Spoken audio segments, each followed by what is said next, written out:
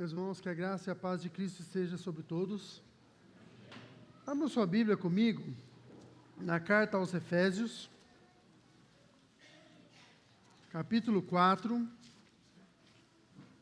Nós vamos ler do verso 7 até o verso 16.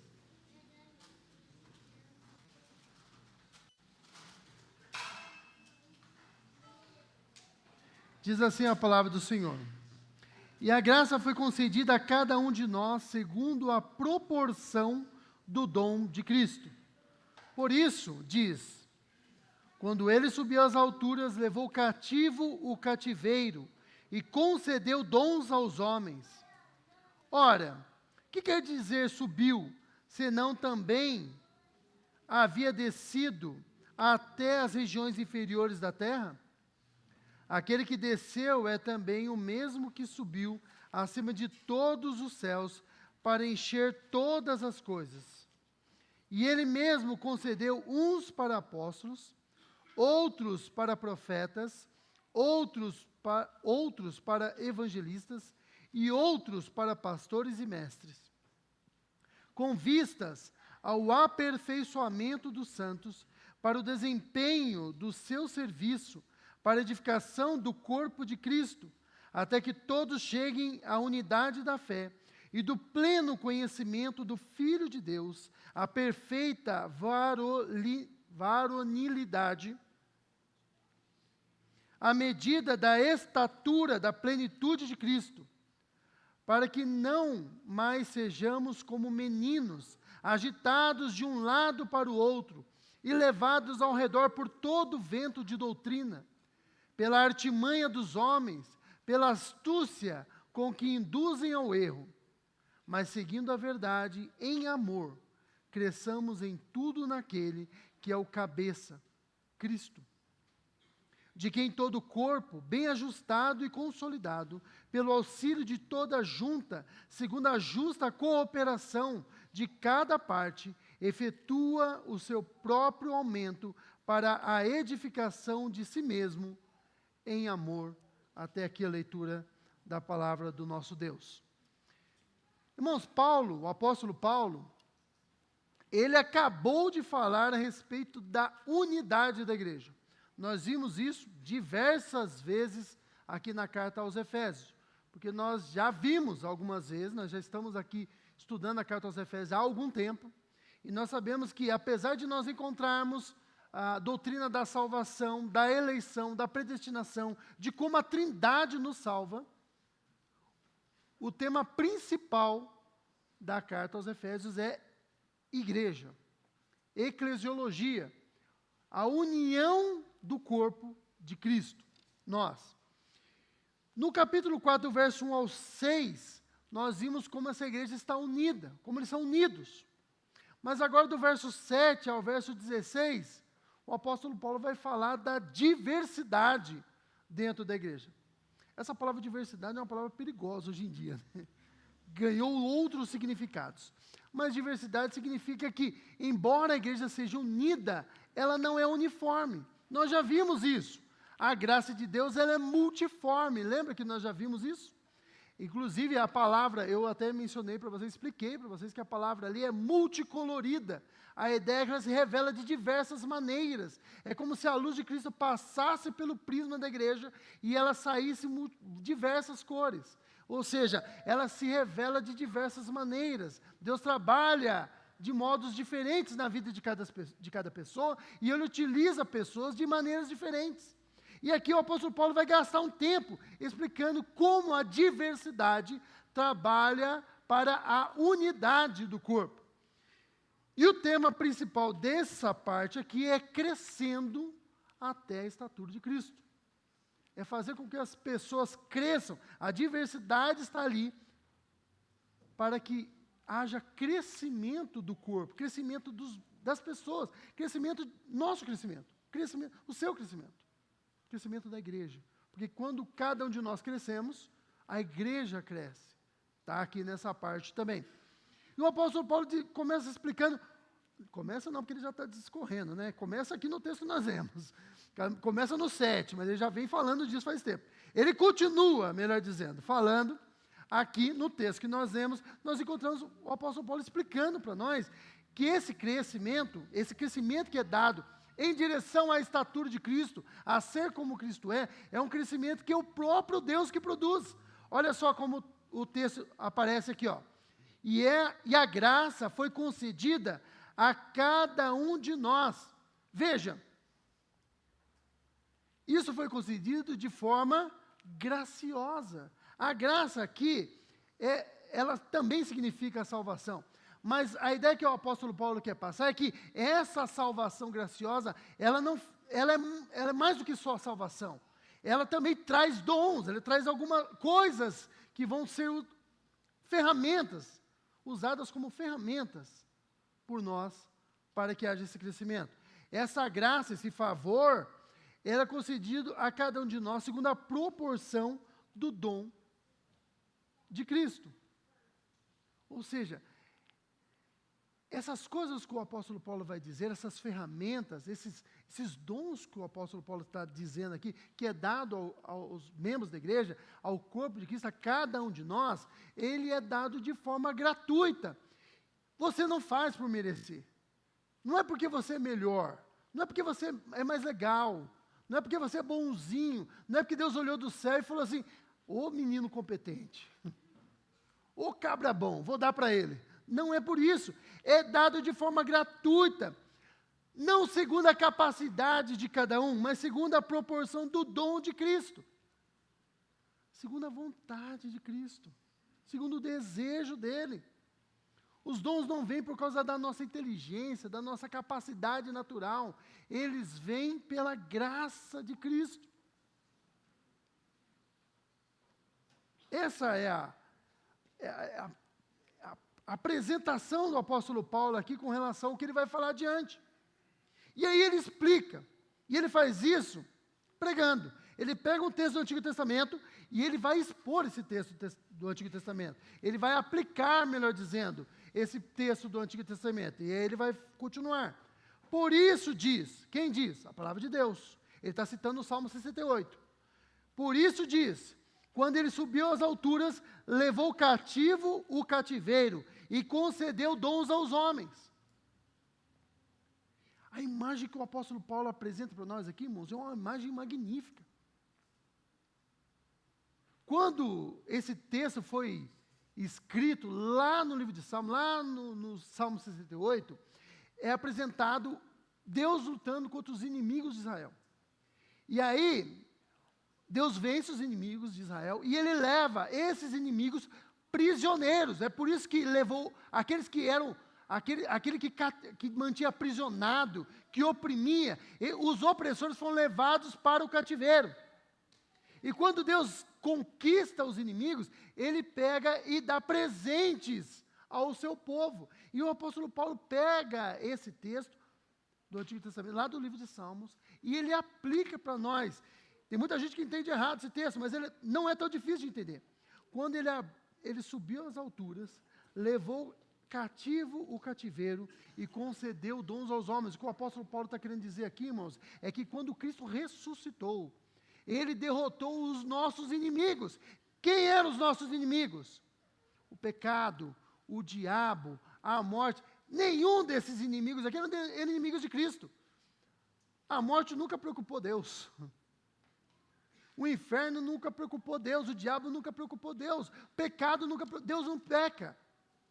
Eles eram os nossos inimigos. Então o nosso campeão, que é Jesus, ele veio, triunfou sobre os nossos inimigos e levou eles aprisionados. E uma vez que ele levou aprisionados esses opressores, aqueles que nos oprimiam, ele agora vitorioso, ele nos dá presentes. E que presentes são esses? Os dons. Deu dons aos homens. Ora, e o apóstolo começa a explicar. O que quer dizer que subiu, senão também que havia descido? Essa parte é importante a gente prestar bastante atenção nela. Até as regiões inferiores da terra. O que o apóstolo quer dizer aqui, irmãos, e a gente precisa entender bem o que está escrito aqui, porque senão a gente entende coisa errada. E tem muita gente entendendo. O apóstolo Paulo vai dizer, olha, aquele que subiu é aquele que se encarnou. é aquele que desceu até esse mundo, aquele que se humilhou.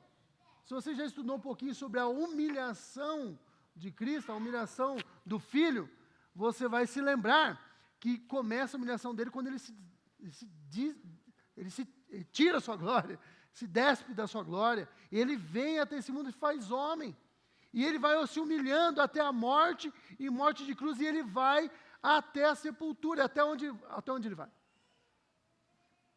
É isso que está querendo dizer aqui, ó.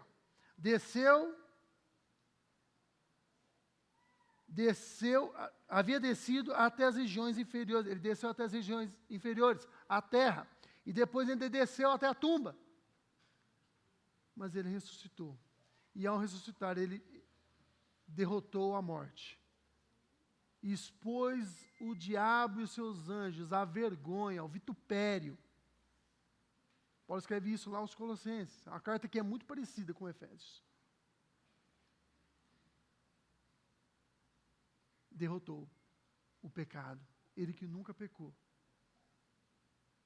De tal maneira, derrotou o pecado, que a santidade e a justiça dele é imputada a nós, na nossa união com Cristo. Ele concedeu dons. Por que ele faz isso? Por que Cristo faz isso? Por que ele concedeu dons aos homens, ao seu povo? Por que ele deu talentos a esse povo? Por que ele deu bênçãos e dons e ministérios? Por que ele fez isso? Por que ele deu essas coisas aos homens? E de tal maneira que todo mundo pode trabalhar.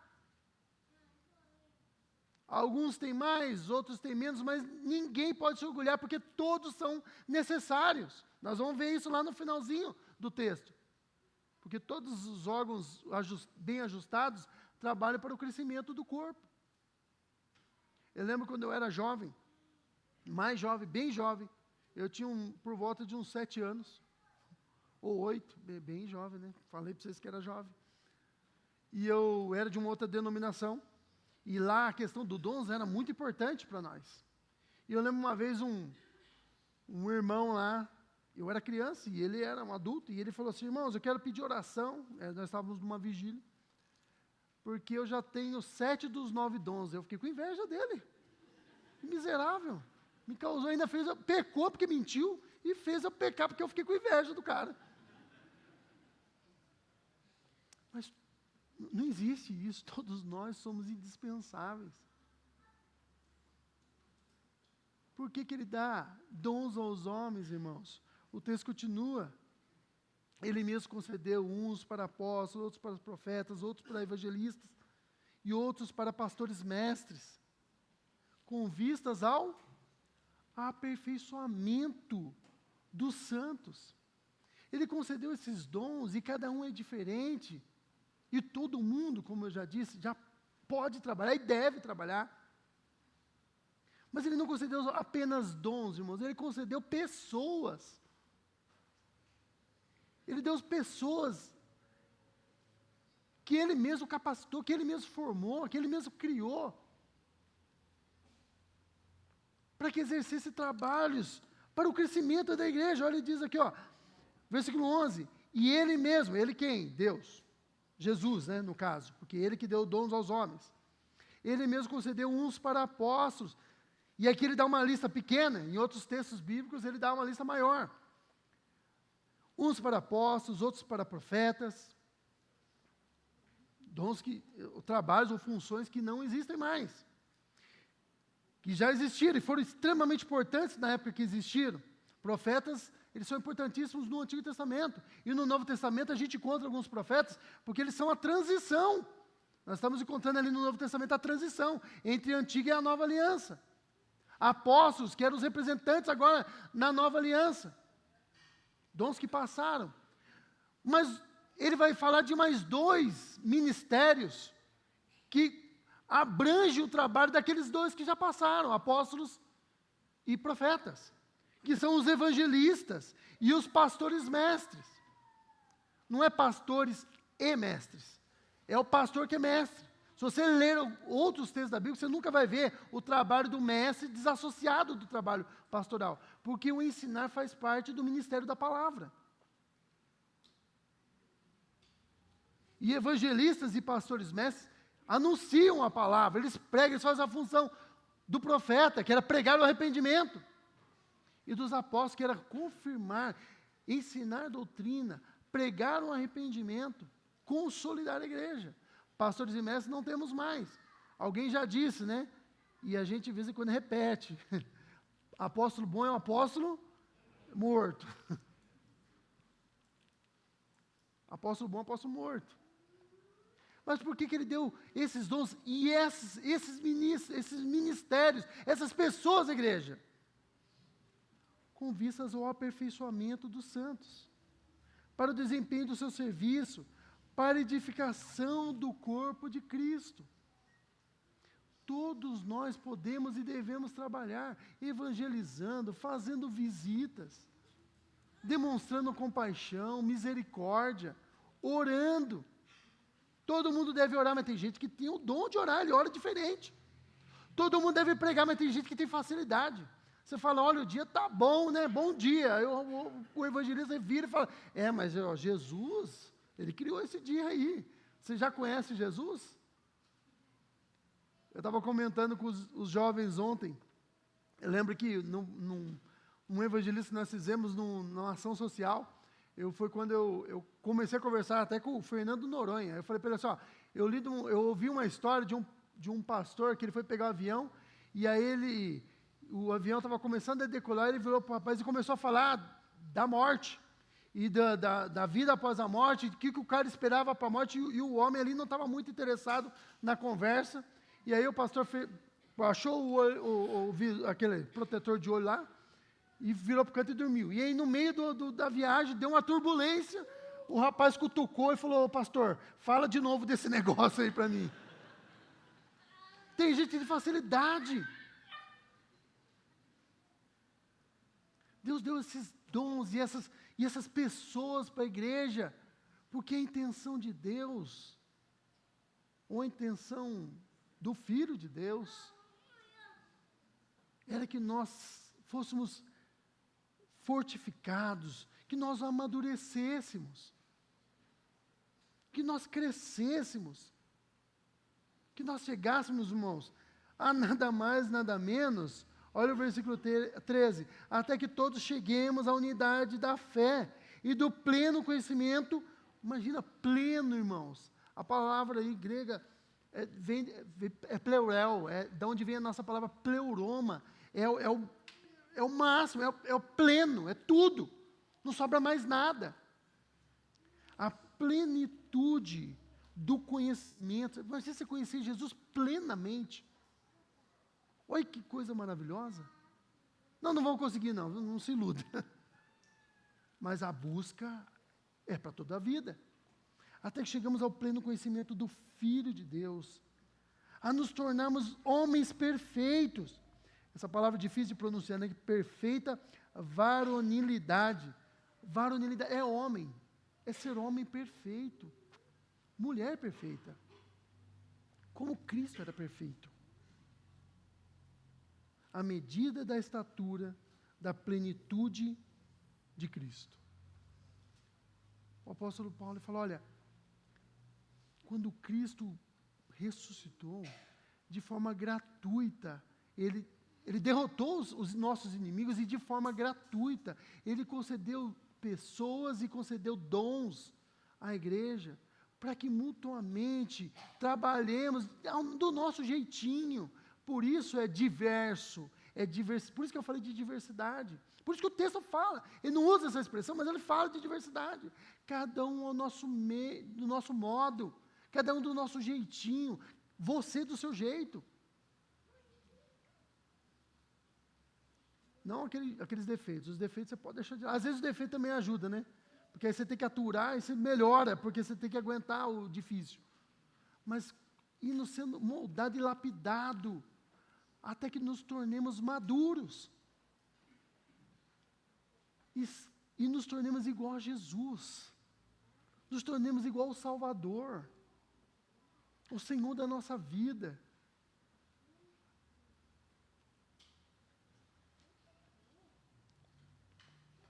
Para que não mais... Por que nós precisamos? Por que Cristo nos deu os dons? Para que a gente nos amadurecemos, nos tornemos maduros. Para que você amadureça. Para que você se torne parecido com Cristo. Não conseguiremos nessa vida, mas nós prosseguimos buscando. O apóstolo Paulo escreve a respeito da perfeição. Ele fala assim, olha, eu não acho que eu tenha alcançado a perfeição. Mas uma coisa faço, que é, me esquecendo das coisas que para trás ficam, e avançando para as que estão diante de mim, prossigo para o alvo, pelo prêmio da soberana vocação, que é em Cristo Jesus. Amém. Para que não mais sejamos... Por que é importante nos tornarmos semelhantes a Cristo? Por que é importante esse crescimento, esse amadurecimento? Por que Deus concedeu tudo isso a nós? Por que Cristo nos deu esses dons como recompensas pela vitória dele? Isso não era tão incomum, tá? Júlio César e o apóstolo Paulo, provavelmente, ao escrever isso aqui, ele imagina que na mente dos efésios, que são gentios, que não são judeus.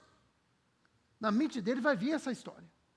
O Júlio César, quando derrotou os gauleses e retornou para Roma, ele distribuiu presente para um monte de gente. O pessoal ficou rico, todo mundo amava o Júlio César. Quando o Senado matou o Júlio César, a população se revoltou.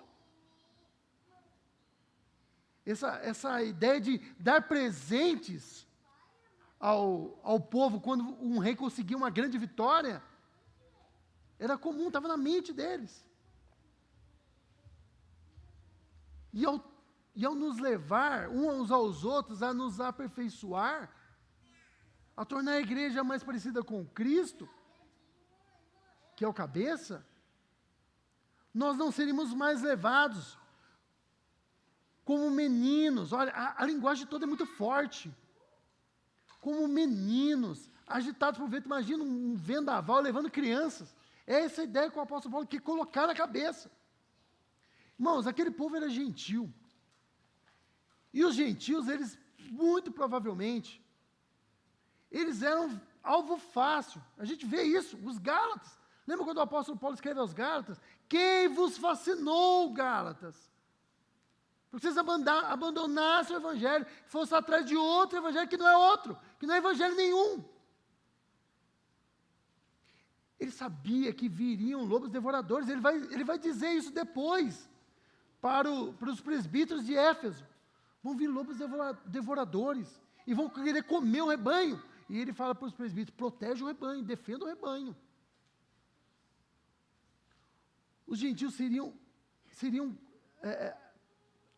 assolados por heresias, pessoas tentariam se aproveitar, viriam pessoas operando alguns sinais diferentes, e as pessoas ficariam extasiadas. Olha como os efésios são parecidos com nós. A gente vê uma coisa diferente. Olha, fiquei sabendo que tem dente de ouro em teu lugar, vamos lá para ver, Deus está dando dente de ouro para os outros. Você pensa que isso é bobagem? Em 93, esse negócio estava bombando nas igrejas. Chegou lá em Caçapava, chegou aqui também. Eu não era daqui, eu estava lá. Estava lá e estava aqui, porque o negócio... Heresia não para, né? Heresia é um negócio que vai. Depois, quando ela cansa, ela muda. Os efésios também corriam o risco de ficar fascinados por isso.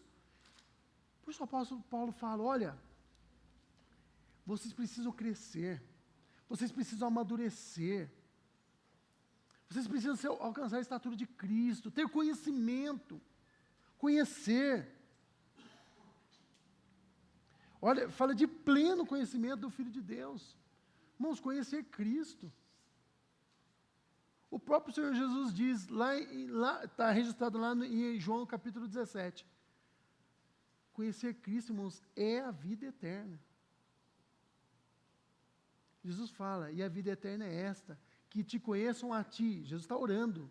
A ti, ele está falando com o Pai. A ti, o único Deus, e ao teu Filho, a quem enviaste. Enviaste. Conhecer Jesus, irmãos, é conhecer a palavra de Deus. Jesus é a revelação final de Deus. Lembra o que está escrito lá em Hebreus capítulo 1, verso 1? Tendo Deus outrora falado de diversas formas e de diversas maneiras aos pais pelos profetas, nos ensinou nos últimos dias através do Filho. Nos falou através do Filho. Para que vocês não sejam mais agitados por um lado e para o outro, levados ao redor por todo vento de doutrina, pela artimanha dos homens, pela astúcia daqueles que induzem ao erro. Vão vir pessoas que tentam induzir vocês ao erro. Mas Jesus anteviu tudo isso. É por isso que Ele preparou pessoas para proteger vocês, preparou vocês e concedeu dons para que vocês pudessem trabalhar e se lapidar e ao se unir, se tornar uma igreja que cresce, que se torna forte. Cada um do seu jeito. Imagina se todo mundo fosse aqui igual, totalmente igual. Ia ser bem chato, né? Imagina. Vocês iam querer escutar música clássica que nem eu gosto de escutar? Que coisa horrível vocês iam falar. Misericórdia. Mas do nosso jeito. Trazendo pessoas que possam garantir a proteção do rebanho, alimentar o rebanho,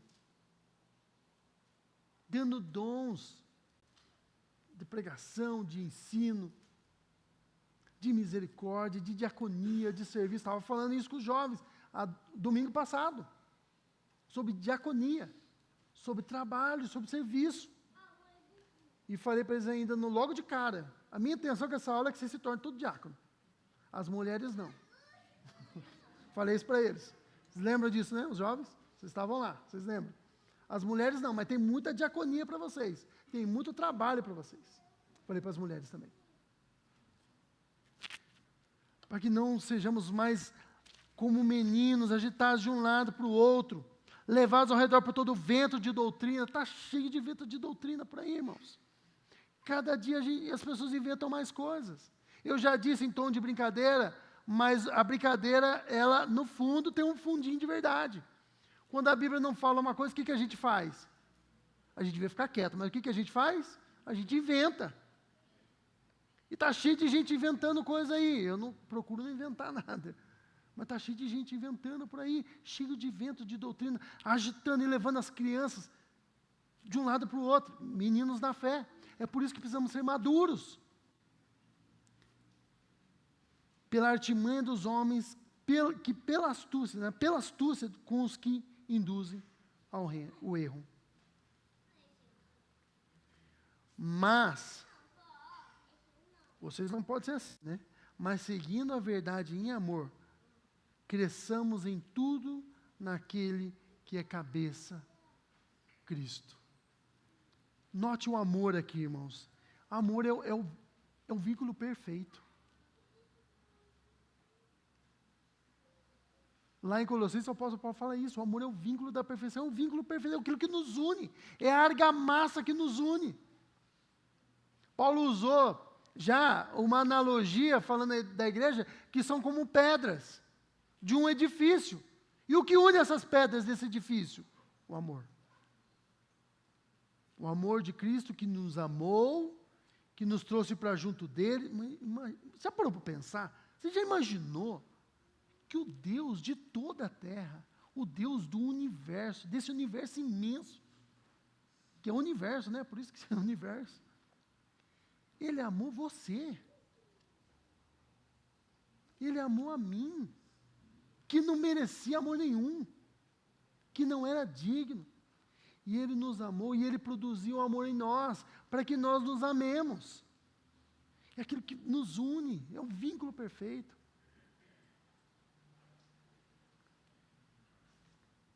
Que é tão difícil de produzir, né? Se fosse fácil, não precisava Deus mandar a gente amar. A gente amaria normalmente. Ele manda porque é difícil. Mas seguindo a verdade. Ou seja, deixa o erro, né? Não sejamos como meninos inconstantes, agitados por todo o vento de doutrina, mas nós devemos, em vez disso, nós devemos seguir a verdade. E uma vez unidos pelo amor, com os nossos dons, com aquilo que Deus nos deu. Não porque a gente era melhor, não porque a gente era bonzinho, não porque a gente era o mais, mas porque é graça, porque graciosamente Deus escolheu, Deus preparou pessoas, às vezes desde pequenininho. Eu desde pequeno eu queria ser pastor. Olha só. Talvez nem todo mundo vai conseguir. Talvez você seja uma criança pequena que pensava, vou ser pastor. E não chegue lá. Mas vai ser um presbítero, vai ser um diácono, vai ser um regente de coral, enfim, vai ser um tenor, vai ser um baixo, que vai cantar, vai adorar a Deus, e a sua instrumentalidade vai abençoar outras pessoas, e elas serão edificadas, elas serão fortalecidas. É Cristo, irmãos, que edifica a igreja através de nós, inclusive. Foi Ele que escolheu assim. Eu lembro uma época que eu estava um pouco revoltado, não era pouco, era muito revoltado. E eu estava vendo algumas coisas, e eu estava em outra denominação, e eu estava vendo algumas coisas que eu estava achando. Falei, Senhor, mas por que o Senhor resolveu fazer igreja com nós? Porque não tinha outro jeito para fazer. Aí eu já sabia a resposta. Se Deus não usasse a gente, Ele não ia usar ninguém, porque só tem pecadores para Ele usar. Não tem santos para Ele usar.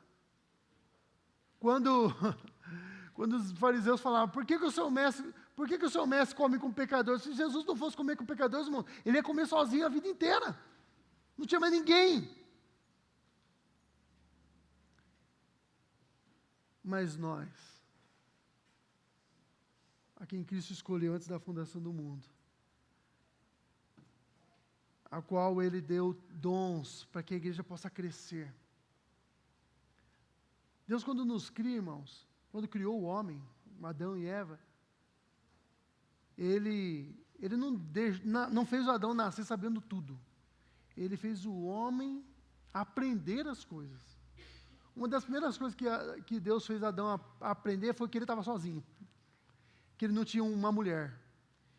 E como é que ele fez isso? Ele mandou os animais para o homem para ele poder catalogar.